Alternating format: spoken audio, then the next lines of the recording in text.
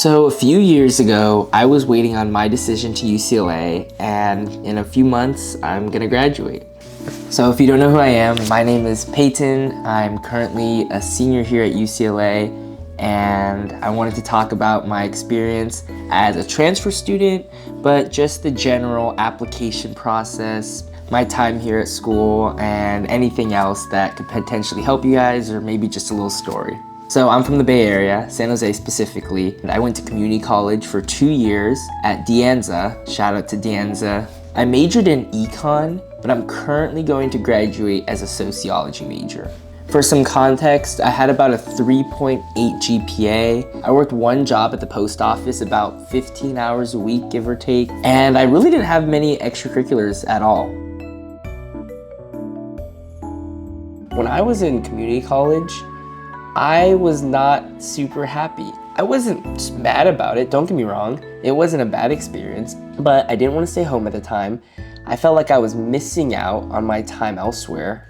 Half of my college experience was gone. I mean, it was COVID. It was just a lot of things going on that I wasn't super happy with. The more I thought about it, the more I realized that nowadays in this generation, people always are striving for more. And that's not necessarily a bad thing to be ambitious and want more, but the constant desire, I think, is where a lot of people, including myself, fall short. And I think it's really easy to get lost in that mindset.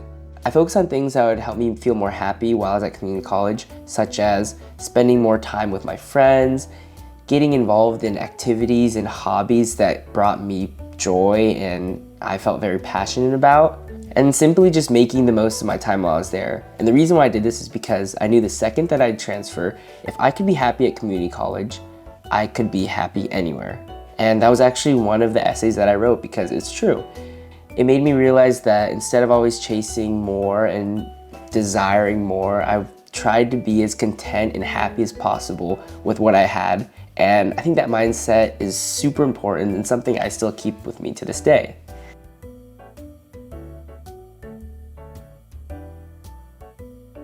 And the next tip I want to talk about is an essay tip.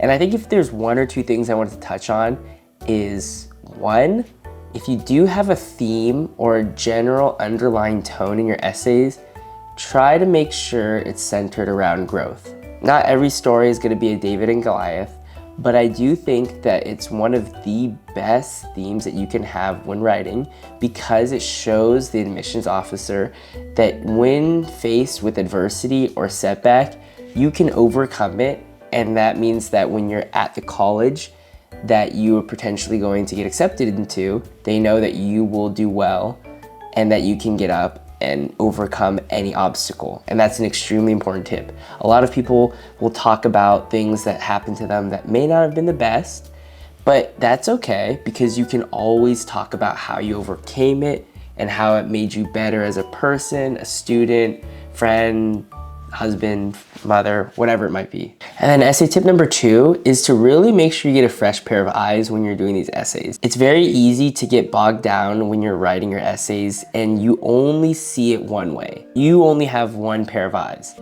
If you have a friend, a sibling, a teacher, whoever it is to just give you some extra feedback on it, that will make your essay that much stronger. And to be honest, I would even advocate for using AI. Now, I'm not saying have ChatGPT write an entire essay for you, but even if you run it through ChatGPT, you could ask it, how is the clarity? How is the pacing? Do you think there's anything that can be improved? And it will give you a wonderful answer. And this obviously can be with any person, anything. I would just say get as many eyes as you can who can run through your essay and let you know what it sounds like from a different perspective. And that will make a huge difference when you're writing it, because when you're writing, you only see what you see. You don't know what you don't know, and you won't know if something sounds off, if you wrote something wrong, if you're just completely missing the point of the essay. And yeah, that's the point of having other pair of eyes.